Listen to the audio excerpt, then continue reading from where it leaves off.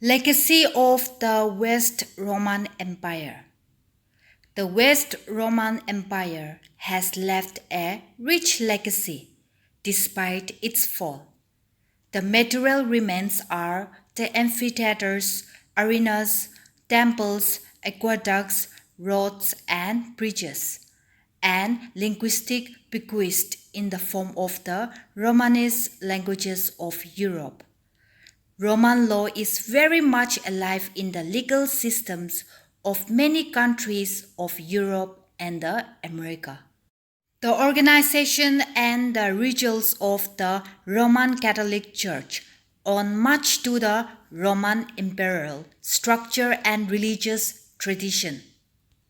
And finally, the Pax Romana, which had brought 2 centuries of relative peace and prosperity, left a tradition of imperial unity. Eastern Roman Empire or Byzantine Empire.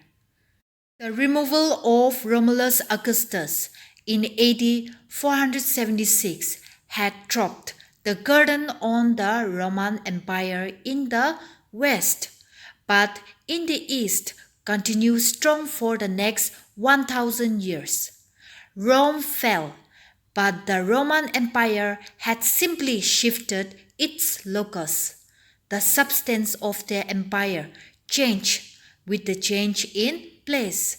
It was predominantly Greek in language and culture. Greek became the language of the court and the schools.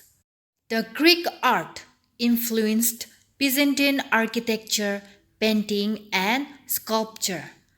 Greek element was, however, grafted upon Roman institutions, which were retrained, chiefly the legal and administrative systems, the army and the navy, commercial practices, the systems of taxation, the engineering and the designs of the cities. Moreover, when the Romans had moved to the east, Oriental practices became more manifest. Absolutisms by divine right in the government, pomp and ceremony in court and church. Thus, the Roman Empire became the Greco-Roman. Historians' view on the institution of slavery. Scholars like Plato, Aristotle, Saint Augustine, Thomas Aquinas, etc. justified that slavery existed in human society since time immemorial. Aristotle held that, just like the family, the village, and the state, slavery is natural as it was based on the natural inequality among men. All men do not possess the same amount of wisdom or reason.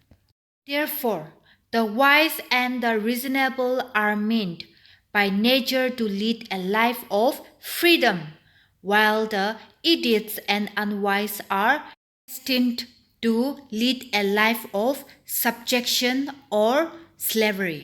Nature marks out that some were born to dominate and rule, and some others to submit to their rule. Saint Augustine also justified slavery because to him slavery was a punishment for human sin. The system of slavery continued to flourish even up to the 18th and 19th centuries. With the spread of liberal, humanitarian, and socialist ideas, historians and scholars began to condemn the institution of slavery. Gradually, the governments in most of the countries of the world legally abolished slavery in their countries. By the middle of the 19th century, the slavery disappeared from almost all the countries of the world. Role of slavery in the Roman economy. In Rome, most of the slaves were employed in agriculture.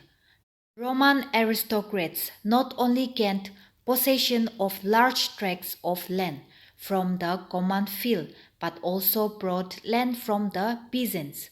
As a result, the number of large estates increased rapidly.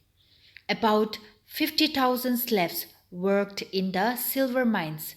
The large ships had 150 to 200 slaves oarsmen. 5 to 6 men rowed with one big oar. Slaves built roads and buildings. There were several dozens and even hundreds of slaves in a workshop or a shipyard. Now we will learn the condition of workers. When a person became a slave, he lost his name.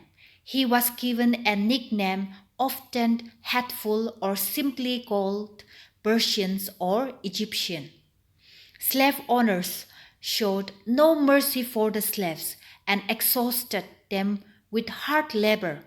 During sowing and harvesting time, slaves worked up to 18 hours a day. The slaves milling grains had wooden wheels put on their necks so the hungry slave could not bring a handful of flour to his mouth. The master gave slave one blouse a year. By the end of the year, it turned into a rug. But even the rugs did not belong to the slaves. Coil blankets were made out of these rugs.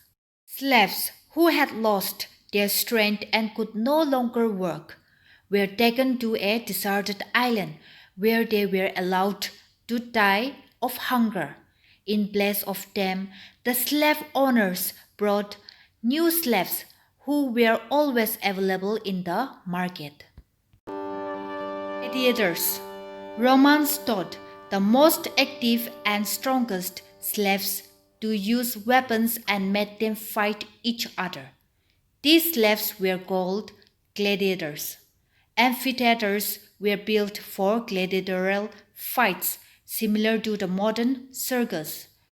A sand-covered arena was built in the center of the amphitheater.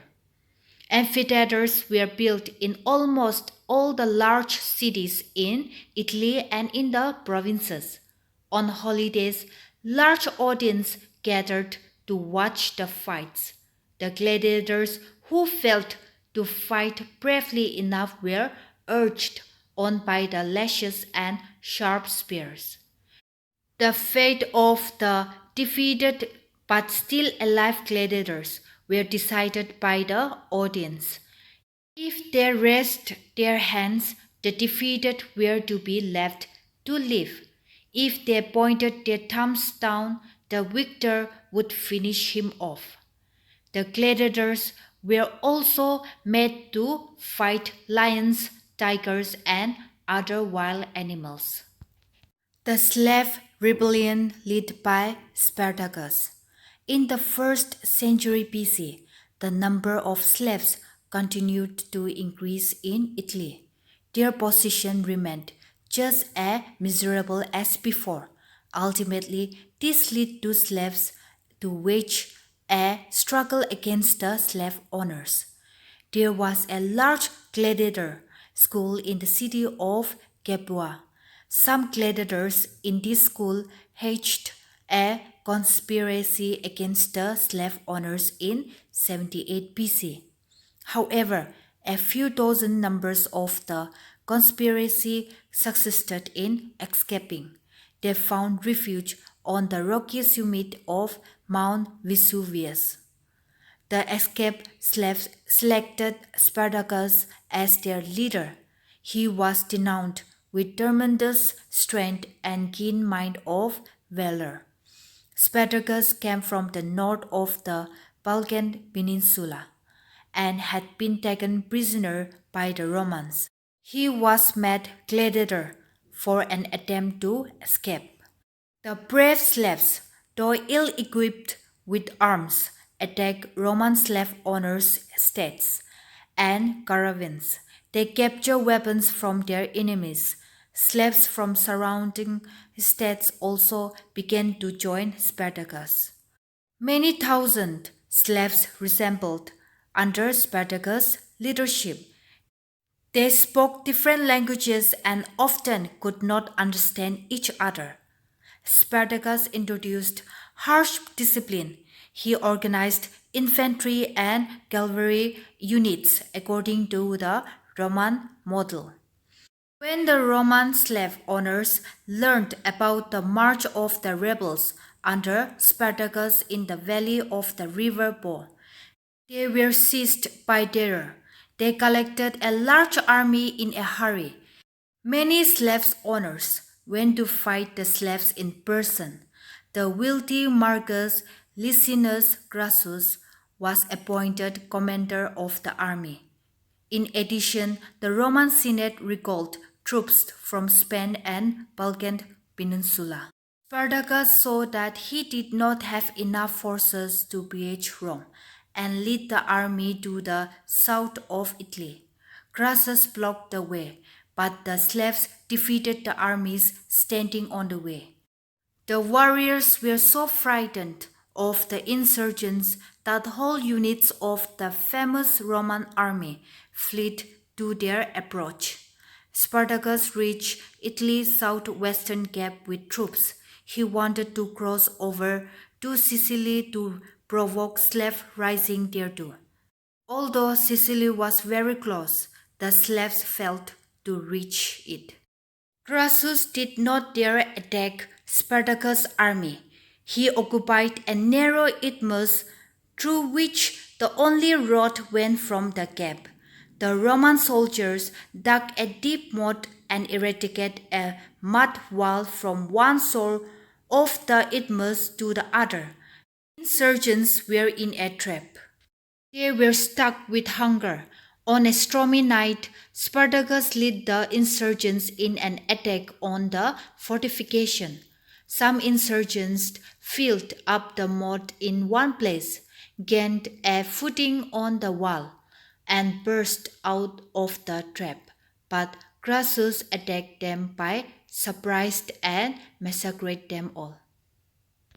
The last battle. The last battle between the insurgents and the Romans took place in 71 BC. Spartacus attempted to break through to kill Crassus and to deprive the Romans of their leader. Two enemy commanders were killed by Spartacus' powerful blows, but Spartacus was wounded in the leg. The Romans tried to capture him alive.